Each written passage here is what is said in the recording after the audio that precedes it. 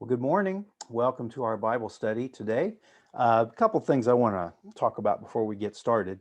I've noticed that over these various sessions that I tend to use some of the same words over and over again. And I was thinking last week after the lesson that it would be, I almost could put together a bingo game and think about how many times Joe says a certain word. And I can only imagine as you check them off, someone crying out bingo, because I know that I do have a kind of a limited set of words that I use over and over again, whether it's with regard to transition or whatnot. Um, the other thing is, I said last week that as we began our lesson today, I would have something to say about the Lord's Day as our title. As you just saw, we're going to be looking at Mark chapter 2, verses 23 to 28 today, and you'll know that that's going to be about the Sabbath. Our lesson writers have called this the Lord's Day, and I understand why. We get ready to look at the last verse in our lesson, and I think it's appropriate. But at the same time, we do want to recognize that as believers, the Lord's Day is the first day of the week, the day we celebrate the resurrection of Jesus. Whereas what we find in the day of the Sabbath is a day of the rest because God has honored it with His own rest, and we'll talk about that in a moment. But just a couple things to think about as we get started. If you have your Bibles, go ahead and open those up to Mark chapter 2. We're going to be looking at verses 23 to 28. It's going to be the first of two passages back to back that deal with Sabbath. Next week's going to be a little bit different. We'll talk about that at the end of our lesson today. And it'll be a little bit longer because it'll include not just a discussion about Jesus and the Sabbath, but some other things that went on following that. What we're going to find today is the fact that what we have is another controversy in which the religious leaders following Jesus around ask about his activity. So keep that in mind. As we do that, though, I also want to let you know that as we are looking at today's lesson, you may want to go ahead and keep somewhere written down next to that the fact that the same event is paralleled in Matthew chapter 12, verses 1 to 8, and also in Luke chapter 6. Let me make sure. Yeah, Luke chapter 6, verses 1 to 5. I will make a reference to each of those in one capacity or another, just by way of comparison. I'm not going to read those in their entirety. Our focus is on the Gospel of Mark, but there are times when it is suitable and I think very beneficial to look at these Gospels that share the same story in parallel to one another. And there have been times in the past in my Sunday school class, wherever we've looked at a synoptic gospel, one of them, Matthew, Mark, or Luke, that share a same story. I just go ahead and post the parallels next to each other on a slide. The way we're doing things right now, I don't want to give you too many PowerPoint slides to look at while we're going back and forth through the passage. But again, I want you to think about Matthew chapter 12, verses 1 to 8, and Luke chapter 6, 1 to 5, as they do give further illumination on the passage that we're going to be looking at today. When we think about Sabbath, the thing that comes to our mind, of course, is stopping from work. What many of you may remember, and I do, I was younger, but I remember, many of the young people today don't remember, is what we used to call the blue laws. And remember, the blue laws were basically everything was shut down on Sunday. The motivation behind that was out of respect for and the influence of Christianity and just the general Christian um, mindset in the United States. There may have been some of those in Canada as well, but many things were closed. Well, in 1985, the blue laws were lifted. There are still some restrictions. For instance, you can't go to a car dealership and buy a car on a Sunday in Texas. There are other places that will continue to be closed, certain kinds of transactions that you are not going to be able to make. Banks are closed, so on and so forth. But those aren't necessarily because they're respecting any Christian virtue on the matter. However, as I said, many of the blue laws from the 20th century, back in the early, mid, and later 20th century, were related in some way, form, or fashion to the idea of Christian influence. And one of the motivating factors behind not doing it anymore was supposedly the separation of church and state. Today, many things are open. But at the same time, many places are still closed. We mentioned just a couple. Some of them are closed by choice. Some of those that are closed by choice are closed by choice due to their religious convictions, specifically Christian convictions. The two most famous are Chick-fil-A, of course, and Hobby Lobby. They choose to be closed so that they can honor the Lord and allow their employees also to use that as a day of rest, whether they choose to do that by going to church and worshiping or not, but they do give that as an option. The point that I'm making, though, is that this is a good thing that they've chosen to do. What we can also see, though, from time to time, and this is going to be the case with the Pharisees in our lesson today, as well as other encounters that Jesus is going to have with the religious leaders, is that something that was intended for good ends up becoming a burden. And I'm not going to give any illustrations right now. I want to move on to the lesson, but I want you to be thinking about things that were intended for good. God gave us either as a prohibition or a command to do, something that was intended for our good, but we end up turning into a burden because we become too legalistic about those things. Of course, the thing that we're talking about today is Sabbath. What I'd like to do before we get into our lesson specifically, and we will listen to the text that we're going to be studying this morning, I want to go ahead and read for you what the fourth commandment actually says. It's in two places in the Old Testament. It is in the book of Exodus, chapter 20, right there at Sinai. After they've come out of Egypt, they've been waiting at Sinai. Moses is up in the mountain, and he's going to come down with the tablets. He's going to be giving the commands that God is giving him. That's the generation that immediately comes after or comes out of Egypt. Later on in Deuteronomy chapter 5, after they've had to wander in the wilderness for 40 years, and a generation that was disobedient and unfaithful and actually lacked faith in God to let them go into the promised land, they died. A new generation is rising up. They are about to go into the promised land. And Moses again gives the 10 commandments. The reason I want to read both of them is that while the commands are basically the same, the prohibitions are basically the same, the reason is different. They combine, however, to demonstrate the value of rest, as we'll see. But I want you to see that it's something that's grounded in God's own character, in God's own activity, and then also it's given for the good, and yet we're going to see that it becomes a burden. So bear with me as I go ahead and read through the text. We're going to be looking, as I said, first at Exodus chapter 20, and you might want to look there, you don't have to, but Exodus chapter 20, and we're going to be looking at verses 18 through 21. The fourth commandment is actually the longest of the commandments that's given. Exodus 20, verses 8 through 11. And then Deuteronomy chapter 5. It is, as I said, though, the longest of the commandments. God is telling Moses to tell the people, remember the Sabbath day to keep it holy. For 6 days you shall labor and do all your work. But on the seventh day, it is a Sabbath of the Lord your God. On it you shall not do any work, you or your son or your daughter, your male slave or your female slave, or your cattle, or your resident who stays with you. For in 6 days the Lord made the heavens and the earth, the sea and everything that is in them, and he rested on the seventh day. For that reason, the Lord blessed the Sabbath day and made it holy. There are going to be a number of similarities between this version of the command and the version that Moses is going to give here in Deuteronomy. But I do want to read that to you because not only are there a couple of distinctions within the commands themselves, there's also a difference in the rationale. And those combine together basically to say how important it is for rest to occur. This is Deuteronomy chapter 5, and this is verses 12 and following. Here, Moses says, keep the Sabbath day to treat it as holy, as the Lord your God commanded you, indicating that's already been a command before. For 6 days you shall labor and do all your work, but the seventh day is a Sabbath of the Lord your God. You shall not do any work that day, you or your son or your daughter, or your male slave or your female slave, or your ox, or your donkey, or any of your cattle. So additional animals are mentioned. Or your resident who stays with you, that so that your male slave and your female slave may rest as well as you. And you shall remember that you were a slave in the land of Egypt, and the Lord your God brought you out of there by a mighty hand and an outstretched arm. Therefore, the Lord your God commanded you to celebrate the Sabbath day. And notice here, the way the command is stated, it's stated as already having been given. Of course, there's probably an allusion there to the original giving in Exodus.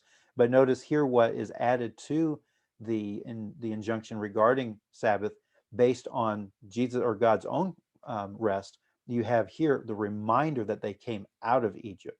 One thing it's important to note is that what we're going to see from the letter to the Hebrews is that when Joshua takes the people into the promised land, that was to be a kind of rest as well. And yet the writer of the Hebrews is going to say that Joshua did not bring them into true rest. And that's going to be what will be our prompting for talking about Jesus today.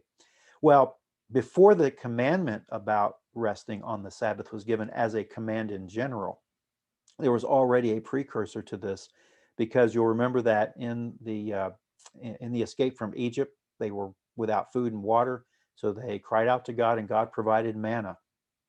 But then God gave them specific commands about the manna. They were to collect it for 6 days. On the seventh day, they were not to collect anything. On the sixth day, though, they were to collect twice as much, and it would be preserved for them for the next day. They were to do all the cooking and baking and making ready of the manna for the seventh day, but they were not to collect any. On the other side, they were only to collect what they needed for a given day on the first 5 days of the week. And if they tried to keep anything over for the next day, and you'd understand why they would try, that just the uncertainty of things until they could learn to trust God.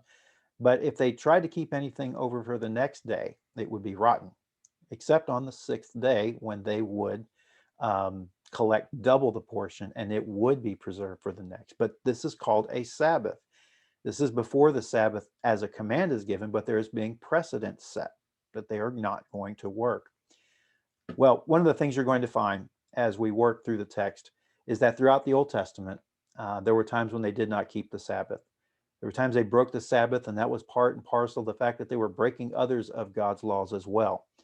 And then on occasion, you see them actually trying to keep the Sabbath simply as a way to manipulate God, just as they would the sacrificial system. They figured, well, if they sin, they can just give a sacrifice, go back to temple, and keep the new moon festivals and the Sabbath, and then God would make everything right. One of the things you find in the Old Testament then is the prophets calling their attention to the fact that they hadn't kept the Sabbath. And what they often did, and two that I have in mind specifically, Jeremiah and Ezekiel, call out the people by reminding them of their history, their ancestors, those that were in the wilderness, who did not obey God's law regarding Sabbath. The people that Jeremiah and Ezekiel then are calling out to and calling back to a right relationship with God, themselves were falling into the sin of their forefathers. And then Isaiah is one who brings out the fact that they would kind of do these things, keeping the Sabbath and going and committing sacrifices for God, as a means to manipulate. Well, what happens, of course, is they go into exile. They go into exile because of their lack of obedience, because of their idolatry. They've not been keeping these commands. And I would say something like this. In many ways, the exile cured them of idolatry for sure. But I do think it also cured them in terms of thinking about what they need to do to be in right relationship with God. Ezra is going to come about after the exile and guide the people. There will be some corrections that they have to make with them as well. But what I'm trying to do here is kind of set you up for the kind of mindset that the religious leaders, the Pharisees specifically at this point, have when they then see Jesus come along. Now, I want to say this. I'm not trying to give them a pass because of this, but I do think it's important you recognize a little bit of their history. During the interbiblical period, then what arise are various rules and categories of Sabbath laws. And I'm not going to rehearse those for you. Many of you've probably heard there were 39 different categories, and they basically talked about the distance you could walk or the kinds of things you could or couldn't do on the Sabbath day. Again, the goal, the motivation was to obey God. I would venture to say, however, that much of their motivation was more out of a fear of Yahweh than a love for Yahweh. So they had the right actions, but in many ways had the wrong motivation. Now they see Jesus come along, and what he's doing in their minds is violating God's laws. Now, keep in mind, this is the fourth of 5 little episodes that Mark gives us in a short period of time related to the religious leaders trying to figure out who Jesus is and make an assessment of him based on the way they see him acting. We'll come and bring that back into view just as a way of review as we move forward. But first, let's go ahead and listen to our text for today. Again, we're going to be looking at Mark chapter 2, verses 23 to 28.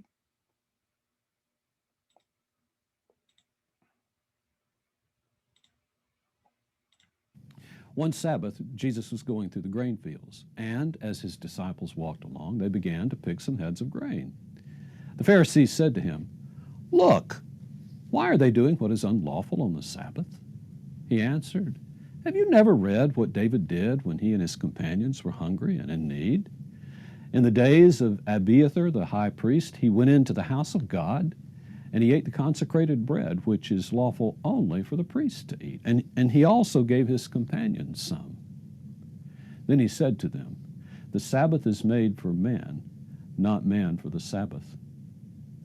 So, the Son of Man is Lord even of the Sabbath."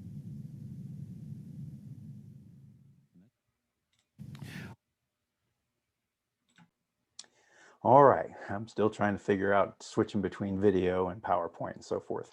Well, by the way, well is one of those bingo words if you're keeping track. I was thinking about that last week. I even talked with my son about that. I said, I keep using a lot of the same words over and over again. I'm sure that people are keeping track of that. The text, Mark 20 or Mark 2, verses 23 to 28. One of the things I've done is I've divided up the text into three different little sections. And though it's a little distracting, let me show you that PowerPoint again here. But I've shown divided up into three different sections. We're going to be looking at verses 23 and 24. And then we're going to be looking at 25 and 26, and then 27 and 28. So this is what they're going to look like. Again, the lesson is the Lord's Day. Note a little bit, not quite alliteration, but some repetition of sounds. Verses 23 to 24, the Sabbath violated. Now, for me personally, I'd probably like to put the word violated in quotation marks because in some respect, that's what the, well, more than some respect, that's what the Pharisees call this, basically. There's a sense, I guess, in which what Jesus does is he actually violates the Sabbath. But what we're going to see is in the second section, his action is vindicated. Verses 25 to 26, Jesus is going to give you the reason, give us the reason, and definitely give the religious leaders the reason why what he's done is not wrong at all. And then as a result, at the end, we have the verdict rendered. We'll have a twofold verdict given in verses 27 to 28. So let's go ahead and take a look at this moving forward. Again, we're going to divide it up into those three sections. The first, the Sabbath violated. And it happened that as he was passing through the grain fields on the Sabbath, and his disciples began to make their way along while picking up the heads of grain.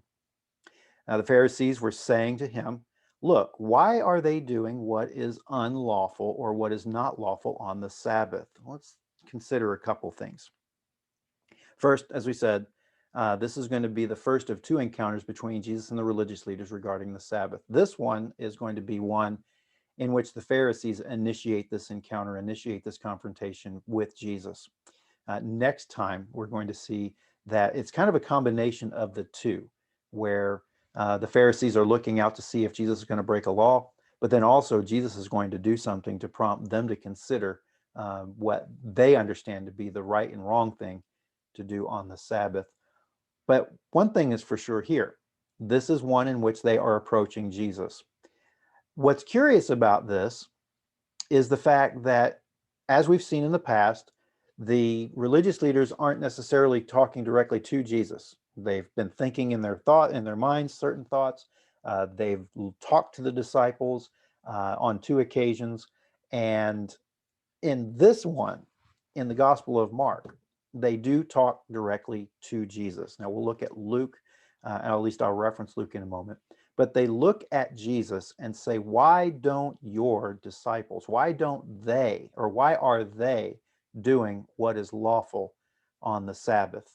And of course, we've already read what the Sabbath talked about, not doing any work on that seventh day. So they're seeing what's going on as a violation of the Sabbath. Well, recall what they were doing. They were walking in the grain fields and they were taking grain so that they could eat.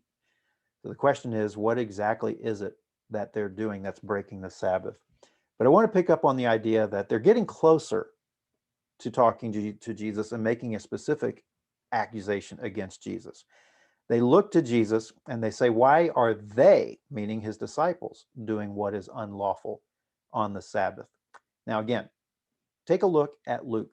In Luke's version, the religious leaders, the Pharisees, look directly at Jesus and say, why do you and your disciples, do what is unlawful? And what Mark's gospel is doing here, of course, is focusing on the disciples. What Luke is doing is probably picking up on something that is, and he's making more explicit something that's implicit in Mark's version. And here's the implication.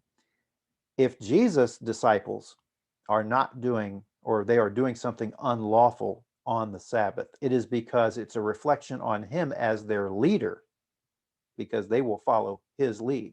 So if they are violating the Sabbath, it is because they are prompted or led by him in breaking the Sabbath. And so without them directly implicating him, as Luke's version will, it's kind of a passive aggressive mood. But it's similar to what we saw in last week's lesson about the fasting, that it was the disciples of Jesus that didn't fast, while it was the disciples of John and the disciples of the Pharisees that did fast. So apparently it was some kind of reflection upon Jesus. But notice they come to him and say that they are not, and why is it that they don't? And so the question is not only that interaction, but the question is also now, what is it that is breaking the Sabbath? Uh, is it that they were getting grain in the field? Was it the act of getting grain from the field itself? We'll see in a moment that getting grain from someone's grain field is not in itself a violation. It may be the fact that this is something to be done on the Sabbath. And of course, the Sabbath is the key here. But what is specifically wrong about doing that on the Sabbath? Is it because they are a certain distance from the town? Remember that there is a certain distance that you couldn't go beyond, and otherwise you'd be breaking the Sabbath. With the grain fields being outside of town, maybe it's the religious leaders noting that they've gone too far out of town. Maybe that's the violation. One has to wonder, though, two things. Why are the Pharisees in Galilee doing this? Some have speculated how many Pharisees may or may not have been in Galilee. We've already established that clearly there were groups of Pharisees in Galilee. But it does bring up two things. One, why are they following Jesus around? And if they are, and their complaint is that they've gone beyond a Sabbath day journey, then haven't they also violated that because they're following them around?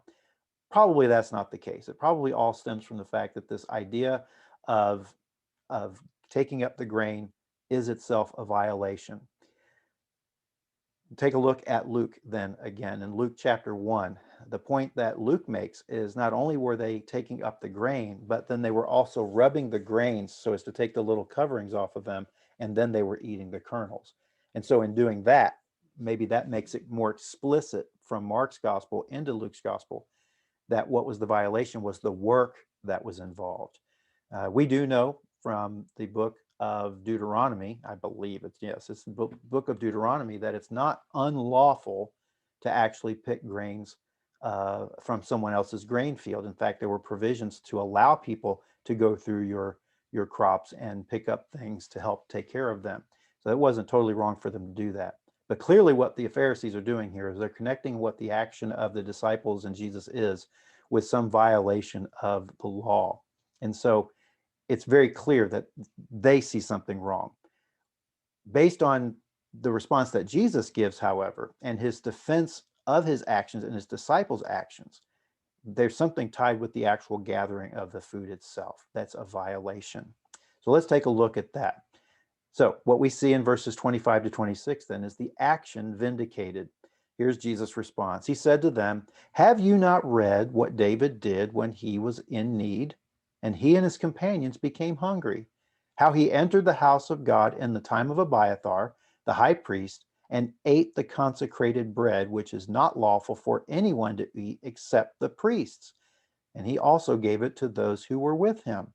So what does Jesus do? He's calling on a precedent that's already been set. Now, the main issue here is that there is a law in place that it was suitable, it was appropriate, it was allowable to break that law for the sake of a greater need. Happens that in this case, there are a number of things going on. One, it's David.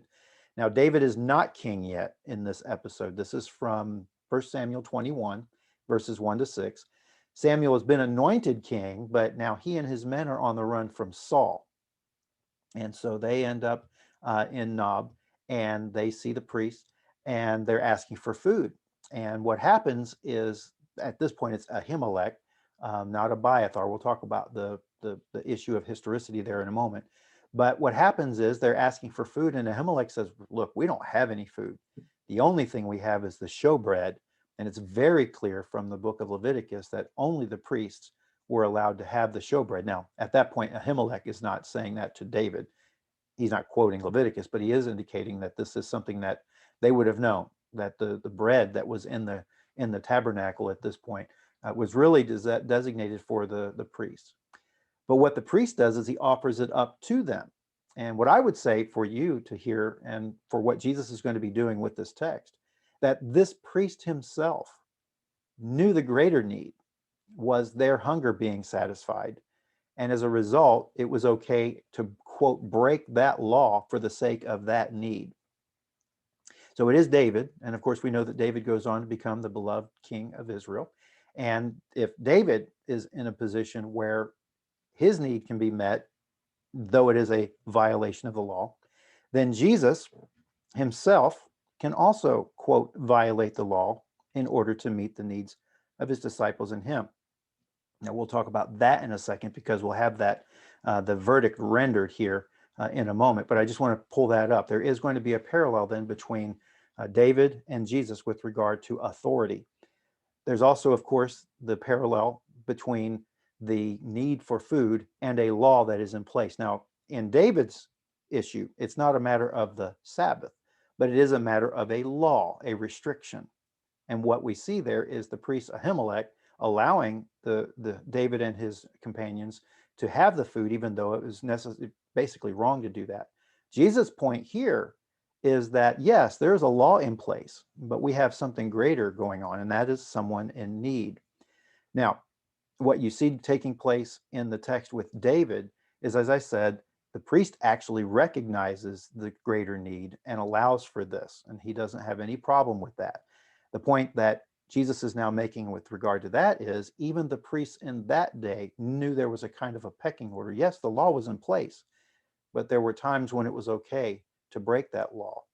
In fact, what you're going to find in Matthew's version of this story is that after talking about David, he also talks about the fact that there are other times when people violate the law. He says, in fact, this is Matthew 12, verses 5-7. He says, you know that the priests themselves every Sabbath break the Sabbath because they work on the Sabbath. So he says, clearly there are going to be certain exceptions, if you will. The biggest exception here, of course, is the need for food. Now, I don't want to get into a long discussion here about what you're going to see when you read the Gospels and the Sabbath controversies that are going to be conducted, if you will, between Jesus and the religious leaders. But they are many. But even Jesus, on occasion, will tell them there are times when you yourselves recognize that there's a greater need.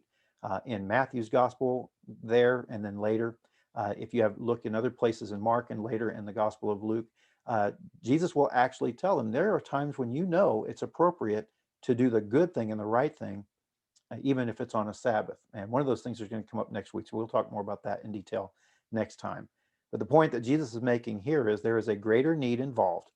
And as a result, that took precedent over the specific law. Now, real quickly, I know it's an aside, but I think it's going to be important to bring this up because many are going to look at what Jesus says about Abiathar being the high priest at the time. And then you go and read 1 Samuel chapter 21, and you realize, wait a minute, that's Ahimelech. That's not Abiathar. Later on in 2 Samuel and in Chronicles, there's going to be a reference to Abiathar. And in those texts, it's going to say that Abiathar was the father of Ahimelech. In 1 Samuel 21, it's Ahimelech who will later become, not later, but who is the father of Abiathar. Let me put it that way. The reason I kept saying it later is what's going to happen is after David and his companions leave, Saul shows up and he ends up slaughtering a lot of these priests. And one that does survive is Abiathar, the son of Ahimelech.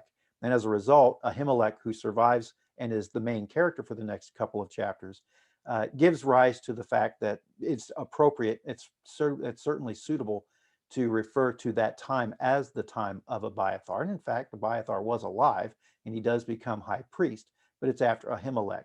But the point is that it's not an inaccuracy on Jesus' part to say that Abiathar was living at the time. In fact, the New American Standard says it was in the time of Abiathar, and it was. Abiathar was alive. and then he would become high priest after that. Just be mindful of that. We all can see certain little issues with the scriptures from time to time, but it is possible to explain this very clearly without there being any kind of serious issue. We do still have to deal with the fact that in other texts it talks about Abiathar being the father of Ahimelech, but there are some textual issues even there where they might refer to Ahimelech in other texts as Abimelech. This is not the place to get into that, but I would say, read your Bibles closely. Just know that it is accurate to say that Abiathar did live at that time, and he does become high priest after his father is slaughtered. The point is, what Jesus is doing is he's putting us in the time frame of when this happened.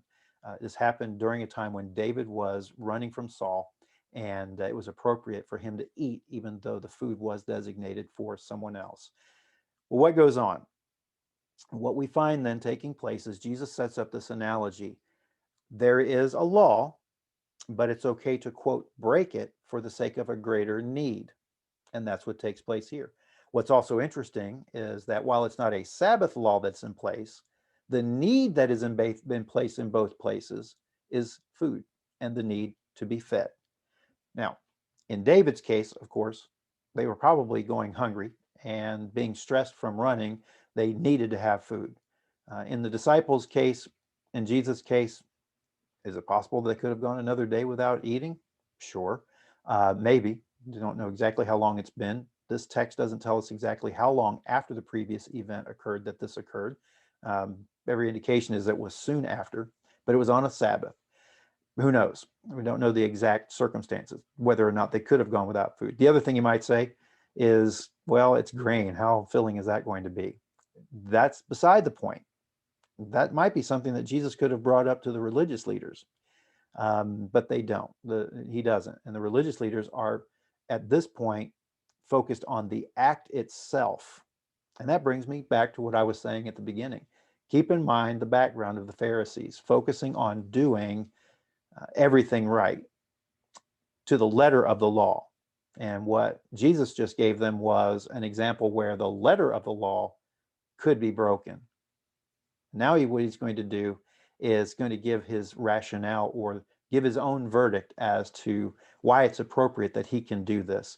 Verses 27 and 28, the verdict is rendered. He says, Jesus says to them, the Sabbath was made for man, and not man for the Sabbath. So the Son of Man is Lord, even of the Sabbath. Now, in verse 27, the main thing that Jesus is doing here is he's reminding the religious leaders of the importance or the function or the purpose of the Sabbath. The idea of what is the relationship between the Sabbath and the people of God, and not just the people of God. One of the things the text says is was made for man, for all people. And clearly there's a Sabbath for all. It is a unique feature in Israel among the peoples around them that they would have a Sabbath like this. But the thing that Jesus is focusing on here is that the Sabbath was given for man. Now, I'm going to come back to in a moment about a group that focuses on that particular text or that particular saying, but we can't stop there. We have to read the next clause. And Jesus follows that up with, man was not made for the Sabbath. And he says it that way because the religious leaders are certainly acting like that the Sabbath is more important than the people keeping the Sabbath. We need to recognize that what God gave us and gave the Israelites first and gave to us next was something for the good. God rested, though he didn't have to, he did, demonstrating that his work was done. And as a result, precedent was set that there's a time for us to rest. Then he goes on to talk about being released from the being released from slavery in Egypt as a reason to rest. Now, later on, Jesus is going to make a parallel between the Exodus and our being freed from the slavery to sin. And there's another connection there with Sabbath. But here, the point that Jesus is making is that God gave the Sabbath for man and for his good, not the other way around. The regulation of the Sabbath was not something given to burden the people, although that's exactly what it came to be. Now, were there punishments for violating the Sabbath? Yes. But the motivation for keeping the Sabbath was that they would be grounded or the motivation for keeping the Sabbath was to be grounded in the blessings for keeping the Sabbath, not for fear of breaking the Sabbath. Again, that gets the whole point of the Sabbath and keeping all the laws of God backwards. All of these were a means to demonstrate one's love for God, not one's fear of God. The Sabbath law was still punished, yes, because it represented a willful lack of regard for God's leadership. And it really represented what would be mentioned by Paul and James later, for if you were to break the law at one point, you become a lawbreaker of all points. It represented then a breaking of the violation was, if it was a willful violation, was basically an example of one's willful disobedience to other parts of the law. And just like keeping the Sabbath for motive or to manipulate God and performing sacrifices to manipulate God, those same sins, so to speak, those same misuses of the Sabbath and the legal system and the law was punished because it revealed that their heart wasn't right. And now what we find is there is a very strict keeping of the law, but not for the right motivation. The point, again, is that Jesus is making us aware, making the religious leaders aware that the Sabbath was given as a gift for all. Again, it was created for man and not man for the Sabbath. Now, as a quick aside, I do want to point you to Paul in a couple of places. Paul makes a big point about what role keeping the law plays in the life of believers, both Jew and Gentile, specifically Gentile, when you look at the letter to the Galatians. When you look at the letter to the Romans, Paul in chapter 14 will point out how some will not eat certain foods and others will because of their conviction toward God.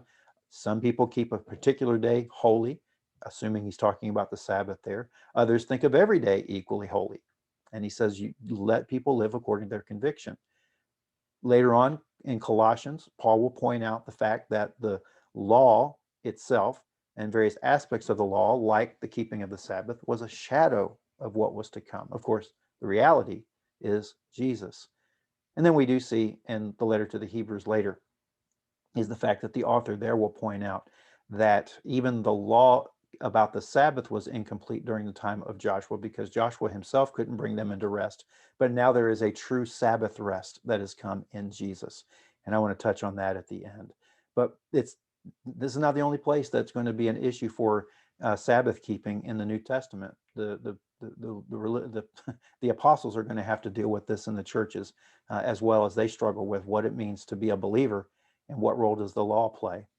Well, one point I made a moment ago was that there's a group that does put emphasis on the Sabbath, and the Seventh-day Adventists do this. Now, I'm not here to, quote, throw them under the bus or give strict, rebuke to them for this. I think if you want to practice Sabbath worship on Saturday instead of Sunday, I think that's fine. I do think, though, it's very clear that there are reasons why we worship on Sunday and, of course, the resurrection.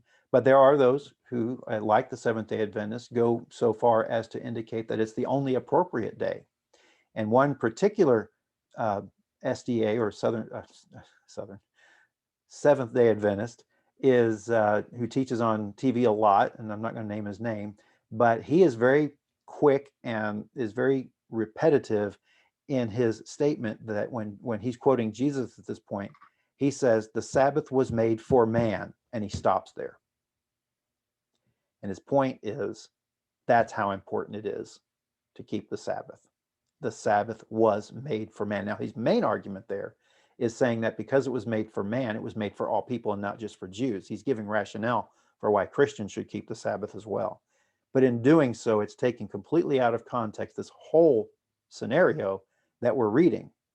And that Jesus' point is that it's the Sabbath was made for man, not man for the Sabbath. And yet there are some groups that do still treat it as if man was made for the Sabbath. And we do, there are some wonderful things to be said about keeping Sabbath. And though we may do it on Sunday, there's still a point to be made about doing things in line with that idea of rest. We do know, however, as the letter to the Hebrews tells us, that our true rest comes in Jesus. He is the one who gives us the true Sabbath rest. Well, we have first the statement that the Sabbath was made for man, not man for the Sabbath. And then you have the final statement. You have this proclamation, this pronouncement: the Son of Man is Lord even of the Sabbath. Now, I do think it's important to take a moment to talk about this. One, of course, we're seeing a repetitive use of the phrase Son of Man. We've seen that already. And in doing that, we've seen what Jesus has declared about himself on a messianic level. We've also seen that because he's Son of Man, he has all authority. That was indicated from Daniel chapter 7, verses 13 to 14. And because of that, that application or the application of that authority has been seen in a couple of places. One, at the beginning of chapter 2, with Jesus declaring the man who was paralyzed, his sins being forgiven. Here, we're seeing Jesus indicate that he is, as the Son of Man, Lord of the Sabbath. And so, again, this is another indication as Messiah, as that one prophesied from the book of Daniel, an example of his authority is not only authority to forgive sin, which is something only God can do, but also he is the Lord of the Sabbath. Now, if that is the case, and that's the reason why we call our lesson the Lord's Day, then that's fine. I think that's okay. But the point is, he is Lord of the Sabbath. So what's he doing? Who is Lord of the Sabbath in the Old Testament? God was Lord of the Sabbath. It was God who gave the instructions and gave the command. Here, Jesus is saying, I am the Lord of the Sabbath. And I want to point out something real quickly here. In all three versions of this statement from Matthew, Mark, and Luke, each of them say something like this. The Son of Man is Lord of the Sabbath. That's Matthew. It says, for the Son of Man is Lord of the Sabbath. Mark goes on to say, the Son of Man is Lord even of the Sabbath. And then Luke's version says the Son of Man is Lord of the Sabbath. So they're all equal. That's all of your English translations. All of your Greek texts say this: Lord of the Sabbath is the Son of Man. And what is taking place in the representation of Jesus' words here is each author is picking up on the significance of what Jesus is saying here. And I like to call it this, he's front loading this term. Lord of the Sabbath is the Son of Man. So he's emphasizing his role. He's identifying who is the Lord of the Sabbath? The Son of Man is. Just as God was, the Son of Man is. And what Jesus is doing by saying this is he's giving the reason, he's rendering the verdict as to why he has a right to do what he does and allow what his disciples did on the Sabbath. So what do we see taking place here? Again, what I've said in the past is that as we look at this text, what Mark is doing is revealing to us who Jesus is. And while early in the gospel, there were times when Jesus said, don't tell anybody. He certainly told the demons not to say anything. He told one person that he healed the leper not to tell anybody. What we're seeing is Mark showing us that Jesus is revealing who he is on his own terms in his own way. And he's doing it by his actions. And he's now doing it in such a way for not only his disciples and the crowds, but the religious leaders to start putting things together about his identity. Now, what we're going to find when we look into the text next week is that based on this event and then moving forward, the religious leaders don't like what they're hearing from Jesus. And yet Jesus is going to use that as an opportunity to confront them later. So we do have this idea of Jesus as Son of Man repeated. He has the authority over the Sabbath. And so what we're seeing here is another indication of who Jesus is. So I just want you to keep that in mind. Now, there is some application for us, and some of the application may go something like this. We need to be careful about our own legalism when we try to judge other people. Paul's already brought that up in Romans chapter 14. If you read the first half of Romans chapter 14 and into chapter 15, the point that Paul is going to make is that we should not be judgmental toward people of different convictions. And I know we live in a different day and time. We're under a new covenant for one. We also live in a different context. Yet there are going to be some values to us resting. There are going to be values to us being obedient to God's laws. But the point is that our goal is to worship and love God, not to put a burden on one another related to legalism. And let me just give you an example of my own life in that regard. I had a roommate in college who was from Oklahoma. We were good friends. We were both on the football team together. We came from different places. We ended up having a class together right before football practice, and that's how we met. We both realized we're going to the same place after class to go to football practice.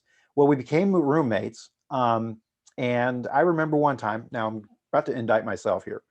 I remember one time he was having car problems. And for some reason, I don't know where it came out of my head that I was giving him grief about, you need to wait till like Monday to start doing that. Just take it a break. This is Sunday. You need to just not do that. And I don't know if this was the occasion he said it, but he had the propensity when he was ready to give me a lecture, put me in my place, and usually rightfully so. He would say, Joe Matos. And I couldn't reflect his Oklahoma accent, but he said, Joe Matos. And I knew something was coming. And he says, my ox is in a ditch and I'm trying to get my ox out of the ditch. And of course, that's a reflection of what Jesus said to the religious leaders. They would not want anything good to happen to people on the Sabbath, but he says, if your ox goes in the ditch, you're going to go get it out because the ox is in a ditch. And so my friend Jeff said that my ox is in the ditch. His car was broke down. He had gotten the part of the car and was trying to fix it so that he could get to work or get where he needed to go. And I reflected upon that a lot, because I was very eager in my faith. I was trying to obey the law.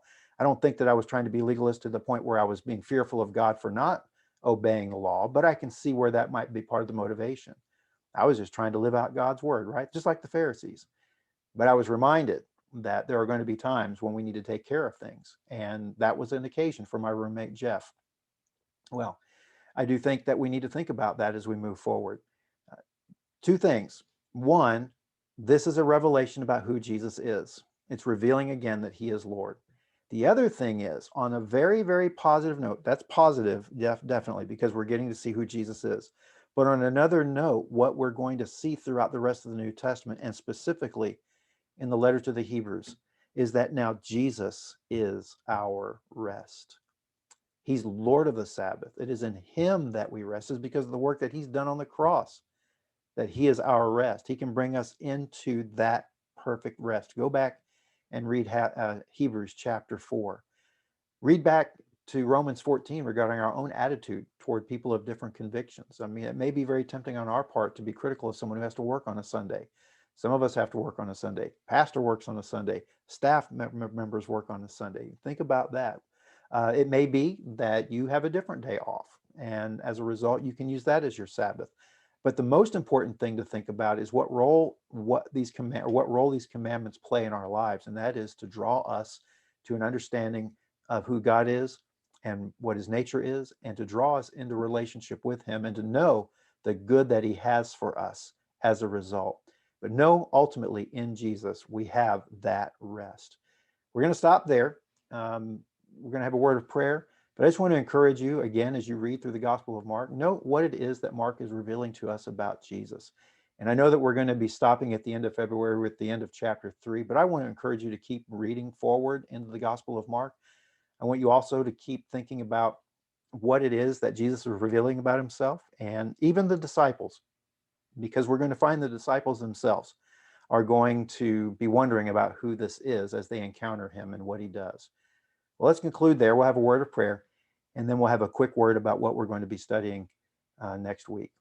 Father, we thank you for this day, and we thank you for Jesus as our rest, as our Sabbath. We do pray that you will help us to be mindful when we become too legalistic, when we recognize that obedience in a way that is just a matter of course gets in the way of our love for you.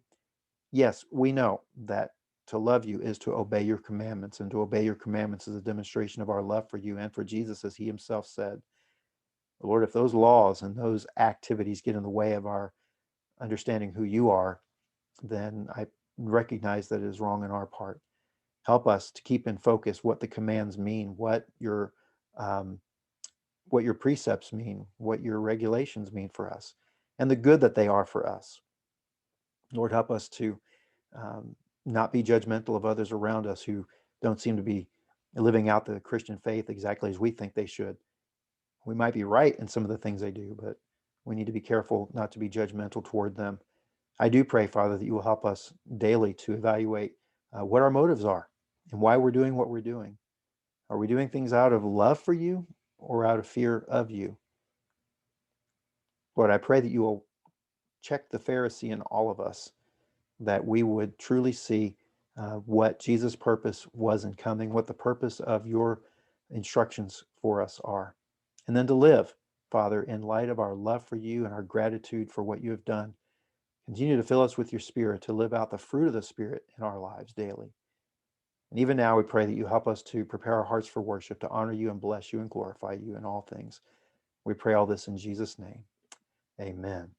As we get ready to move into worship for the next hour or so, just want to encourage you to think about next week's lesson. We're going to be looking at Mark chapter 3, verses 1 to 12, and it's going to be righteous anger. Now, that's going to be prompted by the fact that next week, Jesus is going to confront the religious leaders. He's going to strike preemptively, if you will.